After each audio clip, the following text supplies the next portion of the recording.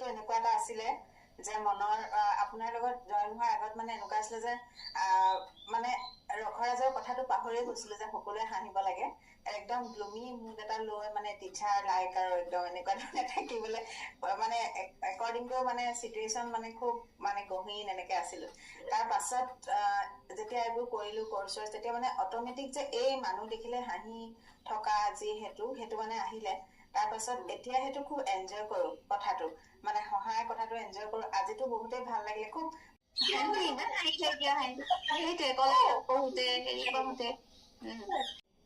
আজিকে মানে